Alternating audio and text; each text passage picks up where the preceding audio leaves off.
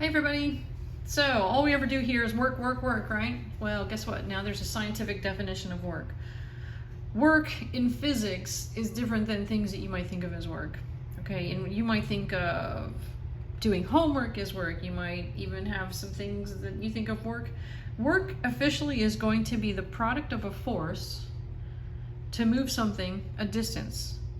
And work is a scalar quantity, so we really don't have things where they will cancel out or add up. Our formula for work is the product of the force times the distance times the cosine of the angle between them. Usually we have 0 degrees, 180 degrees, and 90 degrees, but we can also have other angles. So we're going to work that through. Work is also energy. Okay, so think about force. Force is a lot like weight. You can have mass times gravity, and distance could also be kind of like height. So work is also an energy value. All right, let's start with a student pushes a 500 Newton box across the floor using 300 Newtons. Well, if you're going to push a box across the floor, you're not lifting it. So 500 is not what we're using. We're using 300. And we're going to assume that the box moves forward. So if the push and the motion are forward, we'll just say forward, then theta is going to be 0 degrees. So they're parallel. All right, so work equals force times distance times cosine theta. So the force we're pushing is 300, the distance was 3, and cosine of 0, well, sorry, that's a 0, not theta, is 1. Cosine of 0 is 1. So it's going to be 900 joules. So work and energy are very much synonymous. Energy is the ability to do work. Work means you use energy. So we have what's called the work-energy theorem. Work is equal to the change in your kinetic energy.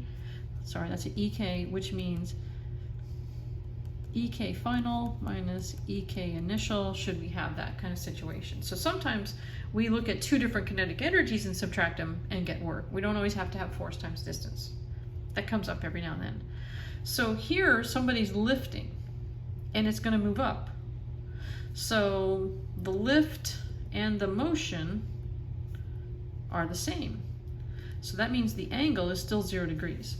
Just because they're lifting doesn't mean it's 90 degrees. The lift up, okay, somebody's lifting up, and the direction of the object are both up. So their angle between them is 0. So work equals force times distance. Now there's no force given here, there's a mass. So technically, the force we're doing is we're lifting its weight. So we sometimes have to put in FW, which means work is M times G. Remember, FW equals mg times its distance. Okay, plus don't forget our cosine theta. And in this case, it's going to be 0 degrees. So 10 times 9.8 times 5 cosine 0. When you work that out, again, cosine of theta is 1, or 0 is 1, so 10 times 5 is 50, times 9.8 gets me 490 joules. So this is sort of a disclaimer. Think about walking and holding something. So if you hold something in your hand and you walk around with it, you're technically doing no work, and I'm going to show you in this problem. So if I have a 10 Newton book and I have it in my hand and I just carry it over to a shelf that's on the same height, so here's my body, I'm holding this book and I walk across the room and I just stick it on a shelf and I don't lift it. The motion is this way, that's the distance, but the force of me holding it up is up. What angle is that? It's 90 degrees. So if you do this and work it out, force times distance cosine theta, 10 Newton book times 4 times cosine of 90. When the direction of the force and the motion of the book are opposite, or perpendicular, cosine of 90 is 0. You're not doing any work. It doesn't mean your arms aren't tired. It just by definition means you didn't do any work. So be careful carrying things. It's the lifting, the pushing, the pulling that's going to do it. So let's say I have a box that gets pushed across the floor like that, 20 meters. but it's found to have a friction force that went this way. Friction force, remember, is always opposing the motion, and that was 10 newtons. Why do I put a negative? Because it went backwards. It goes against you. So this to this is 180 degrees. It moved to the right, friction's to the left. So the work for friction is going to be the force of friction times the distance it moved times the cosine of the angle. All right, well, I don't have to put the negative there, so it's going to be 10, because that's the force of the friction, 20 cosine 180. And if you type in cosine 180, you're going to get -1. So -1 times 200 is -200 joules. So that just means that when you have negative, it's not that it was necessarily because of the negative direction, although this one was. It's because as you put energy in, the friction actually took some away. So when we see negatives, it's more of a loss of energy. All right, let's go to the next page. Some that have angles. All right, you know how I love wagon problems. So this is a 500 Newton wagon. That's how much it weighs. I'm not lifting it, so I don't care about how much it weighs. There's 30 degrees that we're pulling it with, and we're pulling with 300 newtons.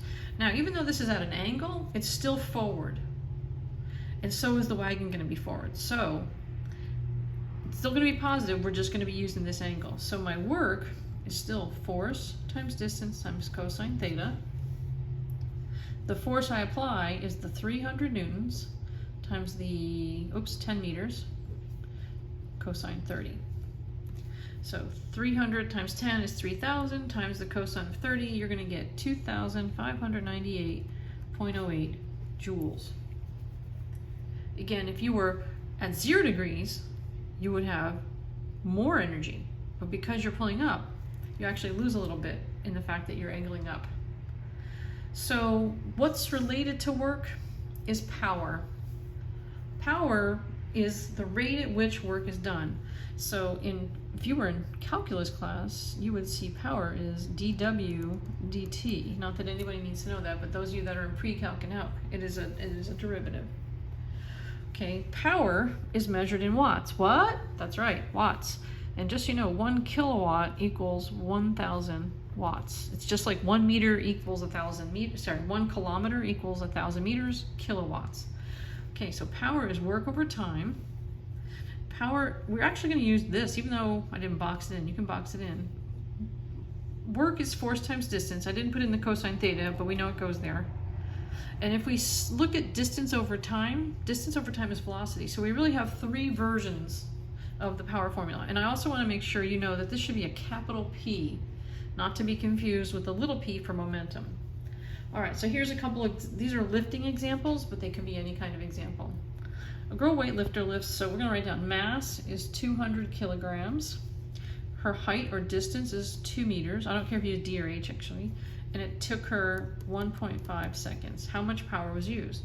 Well, we're gonna use the power equals force times distance over time formula because it works the most.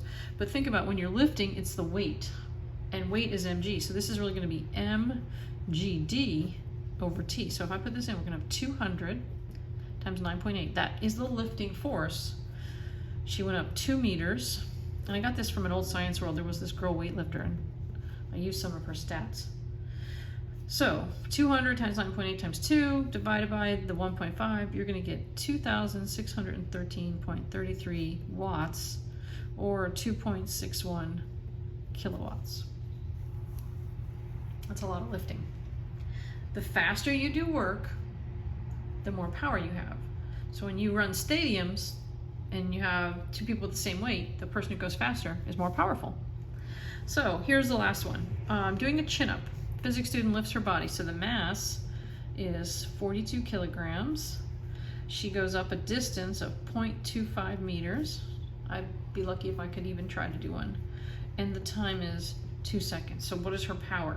Well, we're going to do the same thing. It's lifting the weight. So the power is going to be the mass times gravity, that's the weight, times the distance up over the time. So in this case, it's going to be 42, 9.8, let's see, 0.25, and her time was 2 seconds. So multiply the top, divide by 2, you should get 51.45 watts. So not seriously so many as doing a power weightlifting, just lifting yourself.